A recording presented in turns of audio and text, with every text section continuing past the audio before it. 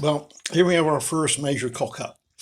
The Sump sits down 4 centimetres lower than the car chassis.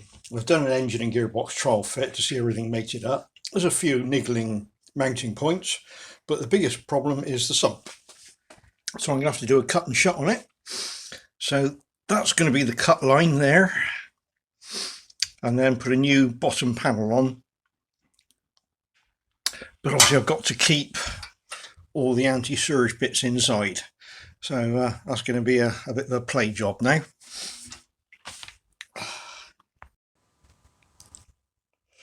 Right, well that's the cut bit done.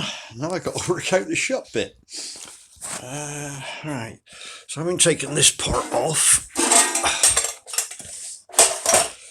obviously that's the anti-baffle system. As I've taken 4 centimetres out of the overall height, then obviously I've got to do something 4 centimetres with this one as well. So that's the next task to sort out. Should be fairly straightforward. Not too pretty, but I'm not a certified welder. So I've shortened it by probably about 3 centimetres, which I think is going to be adequate. Obviously I have to clean it all up, so I've used the same bottom panel and just taken out effectively that strip all the way around, which then meant on the inside the anti-baffle system I have to play around with, well not anti-baffle, the baffle system. And then of course when I came to fit this on with the oil pump interfered in that area there, so I had to cut out that flap. So I may put another one in there with some holes drilled into it. That's something to sort out in a moment. And I had to flatten that area because that's the pickup pipe comes round there and down into there, which did highlight another problem.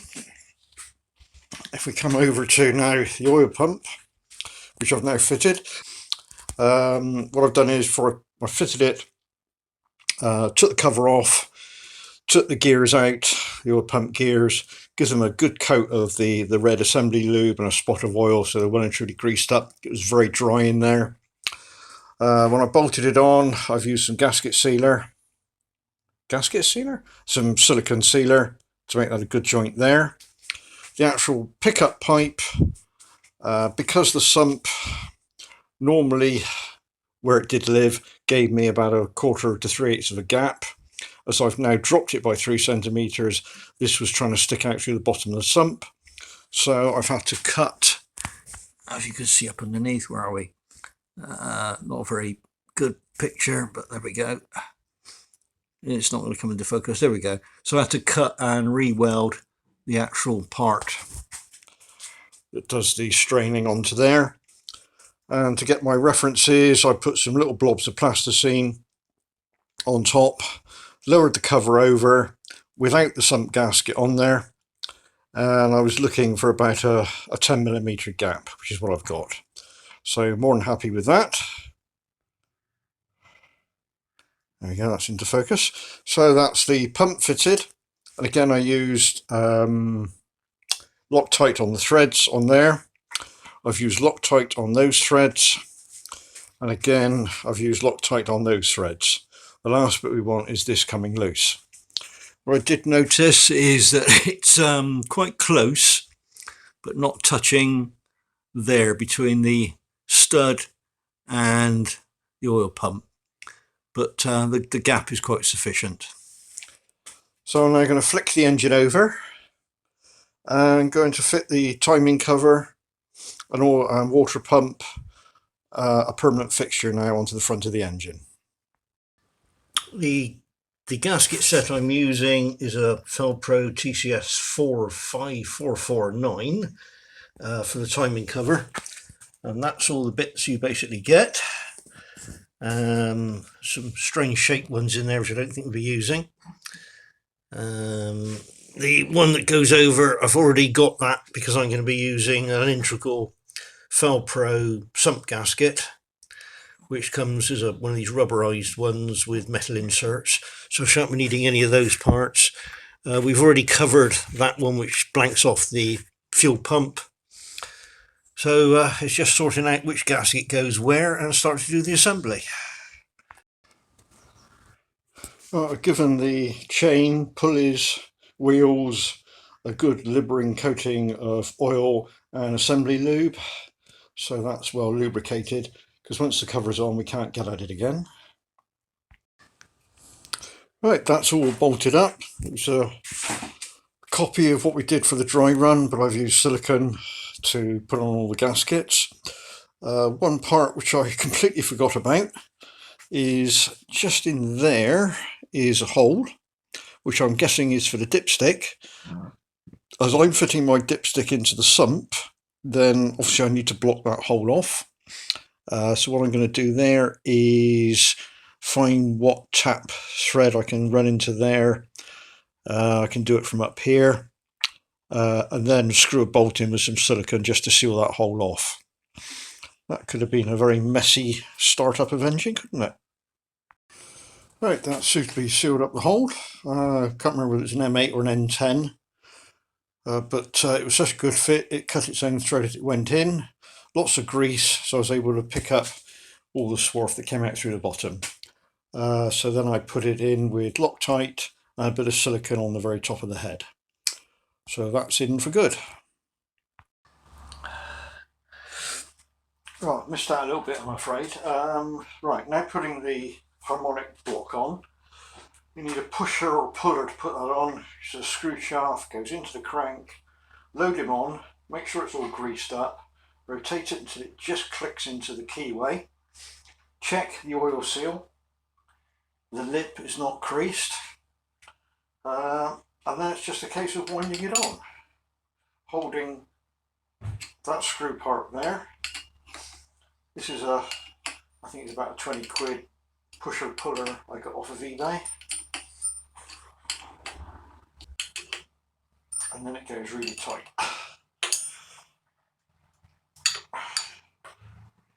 Right. And then we can look down inside and we can actually see that it is pushing against the sprocket. So we now have to take it a bit more apart.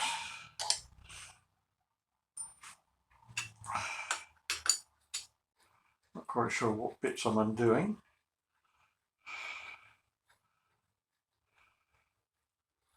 Because there's inserts to suit different crankshafts, and we've left the insert in there.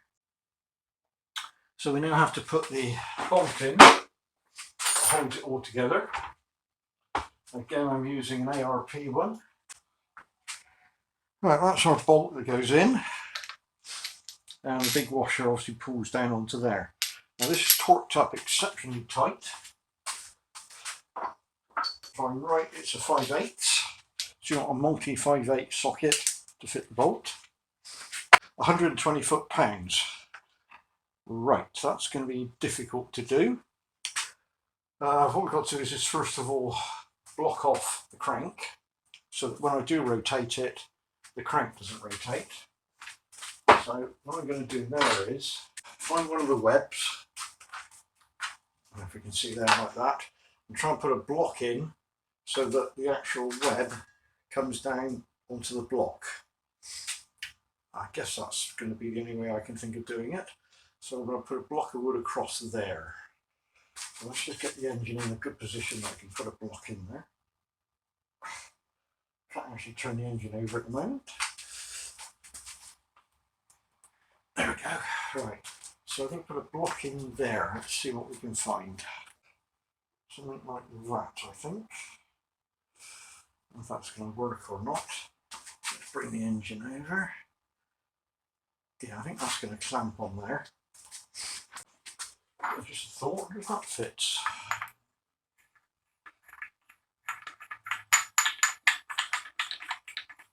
Right, that's handy.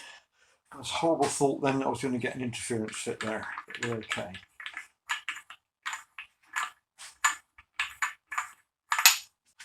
So the first thing I need to do is set up my torque wrench to 120 foot-pounds. Just pushing it a little bit,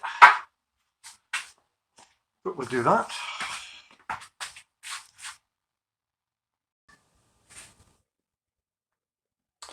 Right, so I've got my bolt ready, got my lube ready, put a good splodge in there on the threads.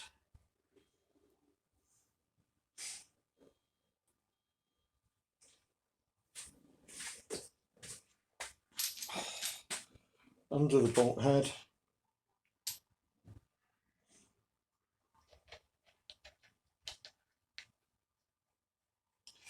I'm a little bit worried about the stand that the engine is on, putting another 120 pounds force on the end of it, and I might try and do some form of support this end.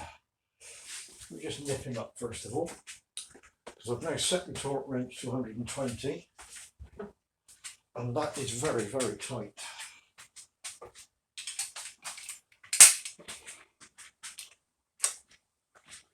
We'll just nip him at the moment. Right, so at this point now, I'm going to build some support under the engine. Right, what I've managed to do is to get a chair jammed in there, and on one of the bolts onto the head, slightly protruding. That's about all I can do, I think. Got a block on the crank, so the crank won't rotate. Let's see what happens.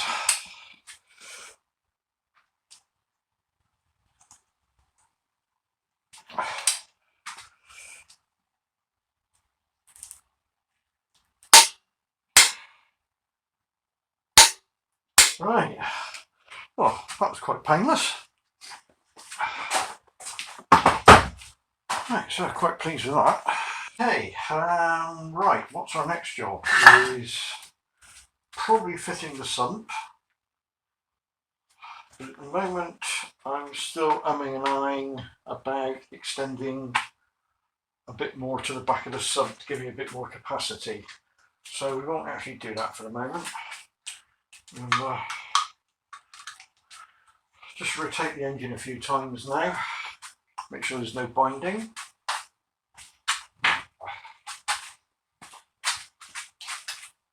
Pretty sure there won't be. So we go clockwise from the front.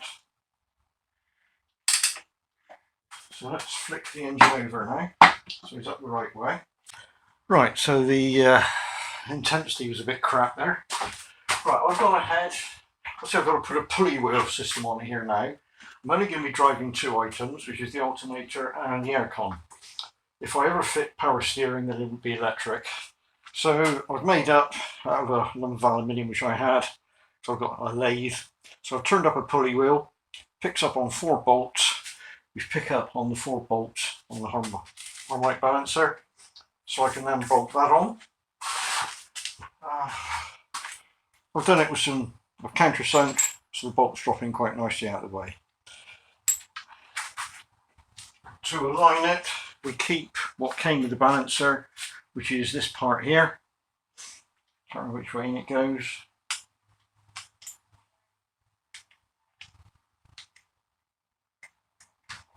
Which centralises.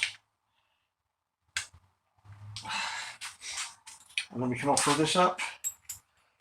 We want to pick the holes that are 90 degrees, which I've labelled S's.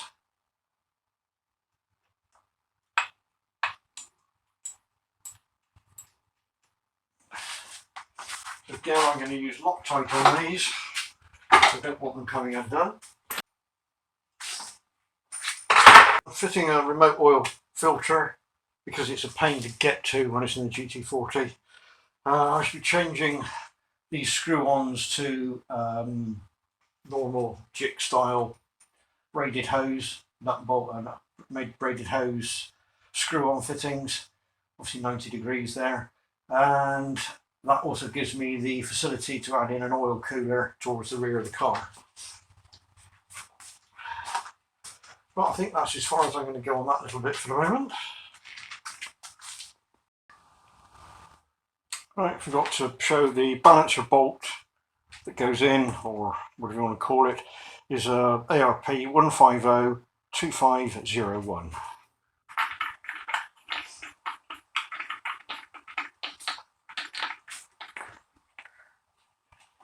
So the sump pan is now being suitably modified, reduced the height and added a little bit of reserve at the back there. So the actual capacity now comes in at 6.5 litres in the sump This then gives me an inch gap between the bottom of the con rod and top of the oil level. And I've adjusted the dipstick to reflect this. Right, what else have we done? Right, everything is now fitted on the front with gaskets tightened up. And then we come around, I fitted the flywheel, ARP bolts, 85 foot-pounds. The way I do my bolts is I do them all up dry, 60 pounds, and then we start one at a time. So we start with this one, for example, undo him. We put ARP lube underneath the bolt head and Loctite 242 or 243 on the thread. Put that one back in, tighten that one to 85 foot-pounds. Then go to the one opposite, ditto, always going diagonally. That way I've never had a flywheel come off and they always run true. So I've gone ahead and I've already done that. What I'm also going to do now is just put a bit of grease in there in case I forget to do it.